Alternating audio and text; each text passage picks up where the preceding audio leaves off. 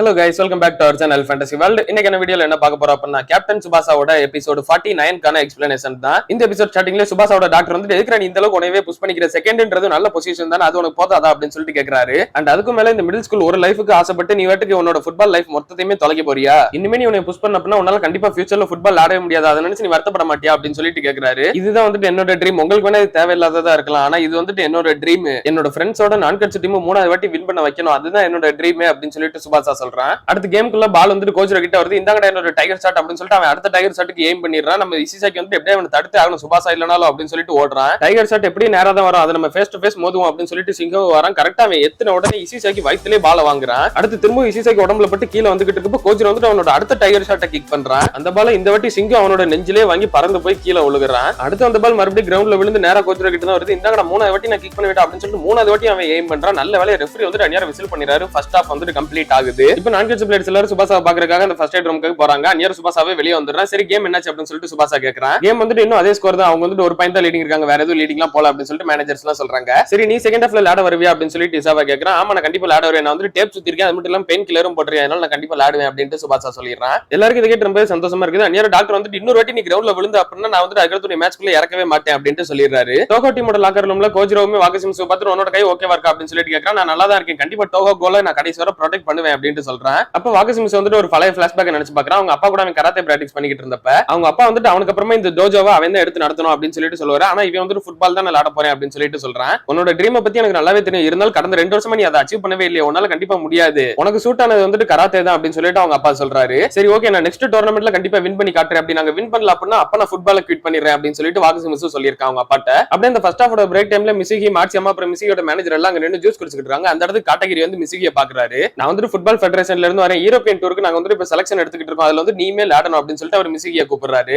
நாங்க வந்து என்ன பண்றது அப்படின்னு சொல்லிட்டு மிசிகி கேக்குறான். நான் வந்து பிளேயரா கூப்பிடல, ஒரு கோச்சா கூப்பிடுறேன் அப்படின்னு சொல்லிட்டு அவர் சொல்றாரு. நீ வந்துட்டு ரொம்பவே ஸ்கில்டான பிளேயர்னு சொல்லிட்டு எனக்கு நல்லாவே தெரியும், ஆனா உன்னோட ஹார்ட் கண்டிஷனை பத்தியுமே எனக்கு தெரியும், உன்னோட ஃபுட்பால் சென்ஸ்க்காக மட்டும் நான் உன்னை கூப்பிடல, உன்னை சுத்தி இருக்க எல்லாருமே நீ வந்து நல்லாவே அப்சர்வ் பண்ணவும் செய்வ, நீ வந்துட்டு அந்த கேம்ப்ல ஜாயின் பண்ண அப்படின்னா இன்னுமே எல்லாரோட ஸ்ட்ரென்த் அதிகமாகும் அப்படின்னு சொல்லிட்டு காட்டகிரி சொல்றாரு. நான் கோச்சா என்னால இது பண்ண முடியுமா அப்படின்னு சொல்லிட்டு மிசிகி கேக்குறேன். நீ அதை யோசிச்சு பாரு அப்படின்னு சொல்லிட்டு காட்டகிரி சொல்றாரு. இப்ப கேம் வந்துட்டு ஸ்டார்ட் ஆக போகுது. செகண்ட் ஹாஃப்மே வந்துட்டு ஸ்டார்ட் ஆகுது. சுபாசா தான் பால் ட்ரிப்ளிங் பண்ணி கொண்டு வந்துகிட்டு இருக்கான். நம்மளோட ஸ்லைடிங் அட்டாக் அவங்க காட்டுங்கடா அப்படின்னு சொல்லிட்டு கோஜிரோ சொல்ல 2 டிஃபரன்ஸ் டக்கு ஸ்லைட் அடிச்சு வராங்க. பட் அதெல்லாம் சுபாசா ஓவர் கம் பண்ணி வந்துடுறான். 3வதா கோஜிரோவே ஆக்ஷன்ல இறங்கிடுறான். அவன் ஸ்லைட் அடிச்சு வரும்போது சுபாசா வந்து பால் அப்படியே ஏர்ல தூக்கிடுறான். நீ எப்பறம் இன்ஜுரியில இருக்கும்போது கூட இவ்வளவு ஜம்ப் பண்ற அப்படின்னு சொல்லிட்டு கோஜிரோக்கு செம்ம ஷாக்கா போகுது. அப்ப சுபாசா வந்துட்டு ஒரு லாங் பாஸா டெப்பே டாக்கி 2 பேர்கிட்டயும் கொடுத்துறான். அந்த பால் டெப்பே டைவ் அடிச்சு ஷூட் பண்ண வர மாதிரி தலையில தட்ட வர, அதனால வாகசிமிஸ் அவனுக்கு ஜம்ப் பண்ணிடுறான். அந்நியரவே அதை ஷூட் பண்ணாம பாஸா மாத்தி டாக்கி கிட்ட கொடுத்துறான். அந்த பால் டாக்கிமே வாகசிமிஸுக்கு ஆப்போசிட் சைடுல கரெக்டா தலையில தட்டி விட்டுறான். வாகசிமிஸ் டக்குனு அந்த பாலுக்கு ரியாக்ட் பண்ணி ஆப்போசிட் சைடு ஜம்ப் பண்றான். பட் அவனோட கை வந்து கம்ப்ளீட்டா ரீச் ஆக மாட்டேங்குது பால. கேன் உன்னோட ஃபிங்கர்ஸ் யூஸ் பண்ணு அப்படின்னு சொல்லிட்டு அவங்க அப்பா டிவியை பார்த்து கத்துறாரு. அதே மாதிரி வாகசிமிஸும் கரெக்டா அவனோட ஃபிங்கர்ஸ் யூஸ் பண்ணி பால தடுத்து விட்டுறான். இப்போ ஒரு கார்னர் கிக்குமே கிடைக்குது. எப்படியே பாஸ் பண்ணி முன்னாடி வந்துகிட்டு இருக்காங்க. அந்நியரம் டாக்கி வந்துட்டு கரெக்டா சுபாசாக்கு பாஸ் பண்ண பாக்குறான். அதை அவங்க பிளேயர் ஒருத்தர் உள்ள வந்து கொஞ்சம் டிஃப்ளெக்ட் பண்ணி விட்டுறான். அந்த பாலுக்கு எப்படியே ரீச் பண்ணி ஆகணுமே அப்படின்னு சொல்லிட்டு சுபாசா கோல் போஸ்ட்ல மிதிச்சு அவ்வளவு தூரம் பறந்து போய் கரெக்டா பாஸா கொடுத்துறான். வாகசிமிஸும் சுபாசாவை பார்த்தால இந்த பக்கமா நின்றுறான். அதனால இசாவை வந்துட்டு கரெக்டா போச்சு. அவனுக்கு வசதியா இருந்ததுனால தலையில தட்டி கோல் போட பாக்குறான். நார்மலா நான் ஜம்ப் பண்ணதானடா போக முடியாது அப்படின்னு சொல்லிட்டு வாகசிமிஸும் கரெக்டா கோல் போஸ்ட் மிதிச்சு அப்படியே ஆப்போசிட் சைடு பறந்து போய் பால பஞ்ச் பண்ணி விட்டுறான். அடுத்து இப்ப நான் கட்சி டீம் தான் பால கிக் ஆஃப் பண்ணனும். அந்நியரம் பார்த்தா கோஜிரோ முன்னாடி வந்து இவங்க டிஃபென்ஸோட ஜாயின் பண்ண நிக்கிறான். கேப்டன் நீங்க ஸ்ட்ரைக்கர் தான, டிஃபென்ஸ் நாங்க பாத்துக்கிறோம், எங்க மேல உங்களுக்கு நம்பிக்கை இல்லையா அப்படின்னு சொல்லிட்டு டீம் பிளேயர்ஸ் எல்லாம் கேக்குறாங்க. அப்படிலாம் ஒண்ணும் கிடையாது, நீங்க சொல்ற மாதிரி நானுமே வந்துட்டு ஃபார்வர்ட் தான், ஆனா அதுக்கு முன்னாடி நான் வந்துட்டு டோகோ டீமோட ஒரு மெம்பர். இப்போ நான்கட்ஸோட அட்டாக்கிங் சென்சர் ரொம்பவே அதிகமா இருக்குது, வாகசிமிஸுக்கு ஒரு கை இன்ஜுரியா இருக்குது, அதனால நானுமே உங்க கூட இருந்து சப்போர்ட்டிவா இருக்கிறேன் அப்படின்னு சொல்லிட்டு கோஜிரோ சொல்றான். சுபாசாவும் கோஜிரோ பார்த்து நினைக்கிறேன், இதுக்கு முன்னாடி நான் கோஜிரோ பார்த்ததோட இப்ப ரொம்பவே ஸ்ட்ராங்கா இருக்கிற மாதிரி என் கண்ணுக்கு தெரியுது. அது அவனோட டைகர் ஷாட்னால மட்டும் கிடையாது, அதுக்கும் மேல அவங்கிட்ட ஏதோ ஒன்று இருக்குது, அவனோட மென்டாலிட்டி கம்ப்ளீட்டாவே சேஞ்ச் ஆயிருக்குது அப்படின்னு சொல்லிட்டு சுபாசா நினைக்கிறான். நேரா கோஜிரோ சுபாசாவை பார்த்து நான் உங்ககிட்ட தோக்க மாட்டேன் சுபாசா அப்படின்னு சொல்றான். இப்போ டாக்கி தான் கரெக்டா கார்னர் கிக் பண்றான். அதை வந்து ஜம்ப் பண்ணி கோஜிரோ கிக் பண்ணி விட்டுறான். இப்போ நமக்கான நேரம் வாங்க அட்டாக் பண்ண போவோம் அப்படின்னு சொல்லிட்டு டோகோ பிளேயர்ஸ் எல்லாம் நான்கட்ஸோட கோலை நோக்கி ஓடுறாங்க. இவங்களும் வேமா ஓடி போய் நான்கட்ஸ் பிளேயர் தான் ஒருத்தன் கரெக்டா பால் எடுக்கிறான். அந்த டைம்ல சோரி மச்சி உள்ள புந்து அதை ஸ்டீல் பண்ணிட்டு வந்துடுறான். சோரி மச்சியும் கோஜிரோ கிட்ட தான் பாஸ் பண்ணணும்னு சொல்லிட்டு நினைக்கிறான். பட் கோஜிரோ பக்கத்துல சுபாசா கண்டினியூஸா மார்க்கிங் இருந்துகிட்டே இருக்கான். அதனால அவனால பாஸ் பண்ண முடியல. பரவாயில்ல சோரி மச்சி நீ பால் எனக்கே சென்ட் பண்ண அப்படின்னு சொல்லிட்டு கோஜிரோ கேட்கறான். அதே மாதிரி இவனுமே ஹைட்டா பாஸ் அவங்கிட்ட கொடுத்துறான். 2 பேருமே இந்த வாட்டி ஜம்ப் பண்ணி கரெக்டா பால் தலையில வாங்குறாங்க. 2 பேருமே வின் பண்ணல, பால் அப்படியே கீழே விழுகுது. சுபாசா எப்படி நீ இவ்வளவு ஜம்ப் பண்ற அப்படின்னு சொல்லிட்டு கோஜிரோக்கு இன்னுமே ஷாக்கிங்கா தான் இருக்குது. இசிசாக்கிமே அந்த பால் வந்து கிளியர் பண்ணி விட்டுறான். சுபாசா நல்லா தான் ஓடிக்கிட்டு இருக்கான், எந்த ஒரு வலியுமே இல்லாத மாதிரி. அதுக்கு காரணம் அவனோட பெயின் கில்லர் தான். அவனோட இன்ஜுரியில இப்ப பெருசா எந்த ஒரு பாதிப்பு வந்தாலும் அவனுக்கு வலி இப்போதைக்கு எதுவுமே தெரியாது. அதனாலதான் இப்ப எந்த ஒரு வலியுமே இல்லாம ஃப்ரீயா விளையாண்டுட்டு இருக்கான். இசாவும் பாலதுக்கு சுபாசா கிட்ட கொடுக்கலாம்னு சொல்லிட்டு பாக்குறான். நேரம் கோஜிரோ கூட வந்துகிட்டு இருக்கான். அதனால கொடுக்க முடியாது அப்படின்னு சொல்லிட்டு அவன் ஈவாமி கிட்ட கொடுக்க பாக்குறான். அந்த பாச கரெக்டா டாக்ஸி உள்ள வந்து பிளாக் பண்ணிட்டு வந்துடுறான். டாக்ஸியுமே வந்துட்டு பால ஹைட்டா கோஜிரோ கிட்ட கொடுக்குறான். கோஜிரோ சுபாசா 2 பேருமே இந்த வாட்டியும் பால கரெக்டா ஜம்ப் பண்ணி தலையில வாங்குறாங்க. ஆனா இந்த வாட்டி சுபாசாவால கோஜ்ராவை தடுக்க முடியல. அப்படியே அவன் கீழே விழுந்துறான். அந்த பால கோஜ்ரா கீழே விழுந்த மறு செகண்டே வந்துட்டு டைகர் ஷாட்டுக்கு கிக் பண்றான். ஆனா சுபாஷ் வந்துட்டு இவனை விட்டுறக்கூடாது அப்படின்னு சொல்லிட்டு அவனோட ரெண்டு கையை நீட்டிடுறான். அதுல லெஃப்ட் கையில பால் வந்துட்டு பட்டு செமையா போகுது. ஆனா அந்த பால் வந்துட்டு ஸ்லோவா ஆயிருது. சுபாஷோட லெஃப்ட் கையில பட்டதுல அது மோரிசாக்கி வந்துட்டு ஈஸியா கேட்ச் பண்ணிடுறான். ஆனா சுபாஷோட லெஃப்ட் கை வந்துட்டு செத்தே போச்சு. அவன் பயங்கரமா ஸ்டேடியத்துல வச்சு கத்துறான். பெயின் கில்லர் போட்டு அவன் பெயினை ஃபீல் பண்றான். அப்படின்னா டைகர் ஷாட் எந்த அளவுக்கு பவர்ஃபுல்லா இருக்குன்னு சொல்லிட்டு நீங்களே புரிஞ்சுக்கிடலாம். எல்லா நான்கன்ஸ் பிளேயர்ஸும் சுபாஷுக்கு பக்கத்துல வந்து நின்னுறாங்க.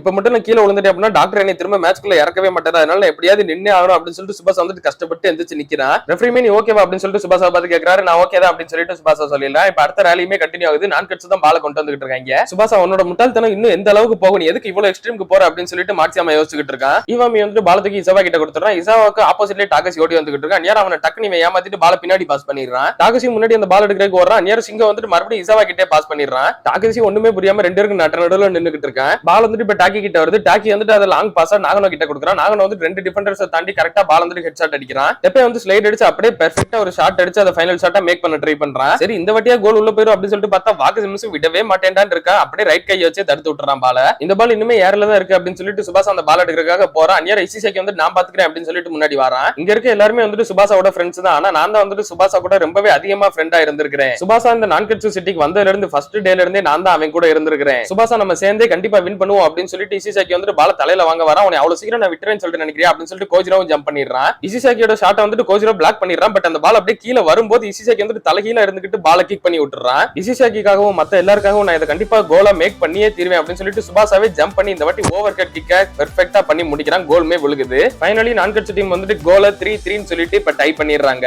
செகண்ட் ஹாஃப்ல இப்ப 10 நிமிஷம் தான் முடிஞ்சிருக்குது. இன்னும் கேம்ல 20 நிமிஷம் தான் இருக்குது. இது நான்கட்சோட ஒரு பிரில்லியன்டான டீம் பிளே தான் அப்படின்னு சொல்லிட்டு மார்க்சியாமா சொல்றான். டோஹா அகாடமி பிளேயர்ஸ் எல்லாரும் தலையை தொங்க போட்டுறாங்க. ரொம்பவே அப்செட் ஆயிடுறாங்க. சுபாஷ் அந்நியராவின் டீம்மேட்ஸ் எல்லாருமே பார்த்து நீங்க வந்துட்டு கோலுக்கு ரைட் சைடு எய்ம் பண்ணுங்க அப்படின்னு சொல்லிட்டு சொல்றான். யாருக்குமே ஒன்னும் புரியல. வாகசிம்ஸோட லெஃப்ட் ஹேண்ட் வந்துட்டு இன்ஜுரி ஆயிருக்கு. அதை நான் நோட் பண்ணிட்டேன். அதனால நீங்க வந்து ரைட் சைடே எய்ம் பண்ணீங்க அப்படின்னா நம்ம வந்துட்டு அவங்க கிட்ட இருந்து கோல் போட முடியும் அப்படின்னு சொல்லிட்டு சொல்றான். ஆனா சுபாஷா உனக்கு அப்புறம் தெரியும் அப்படின்னு சொல்லிட்டு இசிசாக்கி கேட்கறான். எனக்கு தெரியாமையா இந்த மாதிரி இன்ஜுரியை நானுமே தானே ஃபீல் பண்ணிருக்கேன் அப்படின்னு சொல்லிட்டு சுபாஷா சொல்றான். என்னோட இன்ஜுரியை நான் இன்னுமே அதிகமாக்கிட்டேன் அப்படின்னா ரொபேர்ட்டோ மாதிரி ஒரு ப்ரொஃபஷனல் ஃபுட்பால் பிளேயரா என்னால கண்டிப்பா மாற முடியாது. இருந்தாலுமே இந்த ஒரு கேம்ல நான் கண்டிப்பா வின் பண்ணி ஆகணும். தோக்கவே கூடாது. ரொபேர்ட்டோ கிட்ட நான் வந்துட்டு என்னோட ரெக்கார்டை காட்டணும். ஜப்பான்ல இருந்து இந்த 3 வருஷத்துல கடைசியா ஜப்பான் விட்டு ரிட்டர்ன் ஆகிற வரை நான் வந்துட்டு தோக்கவே இல்லை அப்படின்னு சொல்லிட்டு அந்த ஒரு ரெக்கார்டை காட்டணும் அப்படின்னு சொல்லிட்டு சுபாஷா நினைக்கிறான். அதுக்கப்புறமா என்னோட இன்ஜுரி எல்லாம் சரியானதுக்கு அப்புறமா நான் வந்துட்டு பிரேசிலுக்கு போகணும். உங்களோட கண்ட்ரியை நான் வந்துட்டு சேலஞ்ச் பண்ணணும் ரொபேர்ட்டோ அப்படின்னு சொல்லிட்டு அவன் நினைச்சுக்கிட்டு இருக்கான். அப்படியே கட் பண்ணி இதோட இந்த ஒரு எபிசோட முடிக்கிறாங்க.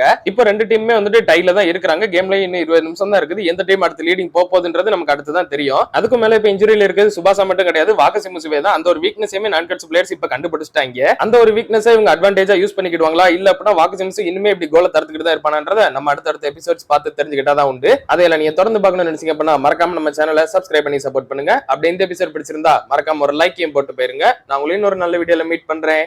Bye guys.